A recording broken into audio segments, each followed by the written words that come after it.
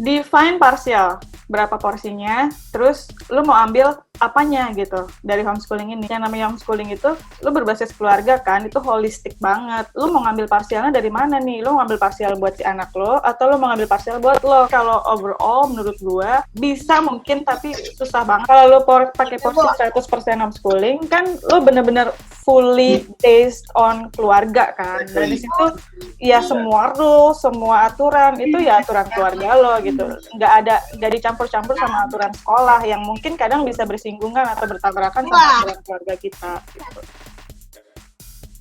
Customize kalau menurut gue, jadi benar-benar sesuai dengan kebutuhan lo, sesuai dengan ekspektasi lo, sesuai dengan kemampuan lo gitu. Jadi semuanya tuh benar-benar customize. Biayanya bisa jadi lebih murah sih, Ra. Bisa banget, bisa banget. Karena kan ya, apalagi lo kan ikut komunitas gitu ya. Itu kan biasanya udah sharing udah kayak banget, iya. Ya, kayak makanan sehari-hari lah gitu loh. Ini gratisan juga banyak.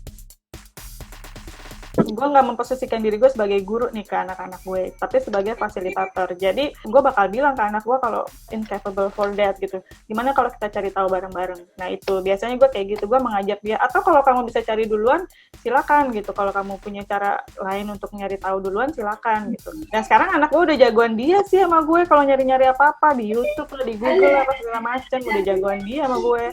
Jadi sekarang gue udah modelnya udah nggak yang ngajarin sama sekali, dia cari tahu sendiri, dia belajar sendiri, dia mau belajar ini, dia cuma bilang, mami aku mau belajar ini ya, oke cari tahu sendiri, kalau mentok baru bilang gitu. Modalnya cuma googling doang dia. Itu banget, karena ya lu tau lah dunia internet itu kan luas banget ya, dan sedalam samudra. Nah, tapi gue ngobrol sama laki gue yang soal kayak ginian, karena ini jadi concern kita juga. Itulah kenapa gue menekankan literasi sama anak-anak. Jadi anak-anak tuh udah tahu kayak misalnya gini, ini situs porno, kamu nggak boleh lihat ini. Kenapa nggak boleh? Karena gini. Max udah tahu, kalau Jack belum ngerti kan. Dari umur dia 8 tahun tuh sex education kita udah kasih tahu. Tapi Max pun nggak gue lepas 100% ya. Kayak historinya dia, kalau lagi habis browsing itu masih gue cek beberapa hari sekali tuh gue cek kalau ada yang ini apaan nih gitu, ntar gue tanya dia, kamu ngapain buka-buka ini kayak gitu. Main game banget, anak gue itu game mania banget. Dengan punya anak cowok ya, gue sama laki gue nggak mendeny lah gitu keniscayaan bahwa mereka bakalan suka sama yang namanya game apa gitu. Jadi kita bebasin, kayak dia main Xbox, main game PC, main game online tuh masih tapi waktu tetap lo ini kan, lo ada waktunya. Iya, ada waktunya, ada lokasi waktunya, dan ada syaratnya. Kayak misalnya hari itu dia harus ngerjain kan ini. Udah selesai belum? Oke, udah free time ya, free time 1 jam. Gue biasanya kalau game, gue kasih batas waktu maksimal 2 jam. Kalau udah 2 jam, lo harus berhenti off screen, karena itu ngerusak mata lo. Seperti biasa, gue kasih alasan yang scientific, baru dia mau denger. Yalah, sering banget. Pertanyaan menarik nih, emosi antara gue menghadapi Max sama menghadapi Zack itu beda banget. Gue waktu punya anak pertama, Max itu very easy kid banget.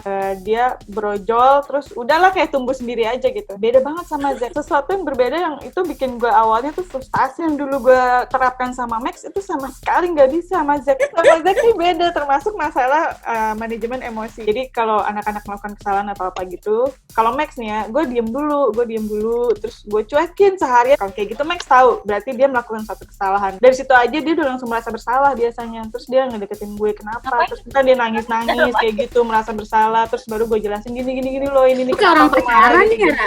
Emang.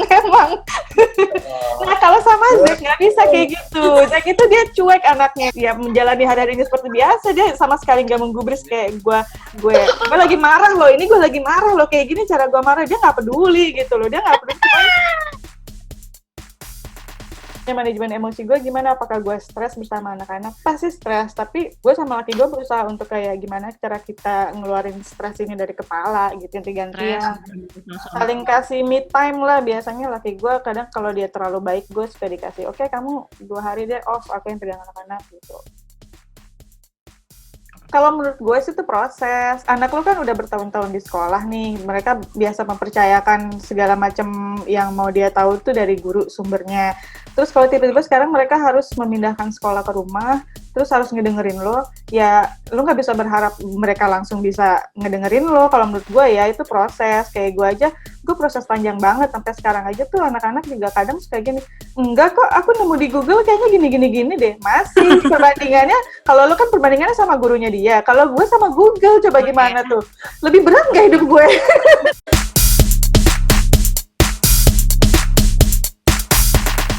Naturally mereka ketemu, Jad. Seperti yang gue bilang tadi, sebetulnya anak gue sama anak kalian sama, dunianya tuh sama, ketemunya sama anak-anak lain juga. Yang kita nggak tahu di rumahnya dia diajarinnya gimana sih? Apakah dia anak yang baik-baik juga kayak anak gue? Apa dia anak yang jahil juga kayak anak gue? Itu semua di komunitas tuh anak gue ketemu, yang bullying ada. Iya, kita mesti membekali mereka gimana cara kita kontak, bukan malah menghindari.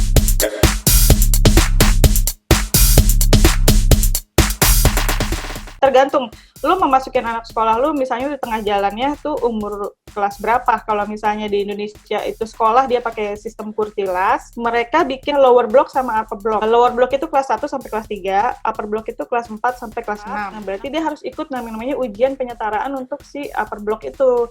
Lolos enggak? Kalau dia lolos ya udah dia bisa mulai di kelas 4. Kalau enggak ya dia mulai di lower block. Bisa di kelas 1, 2 atau 3. Itu ada tesnya sendiri.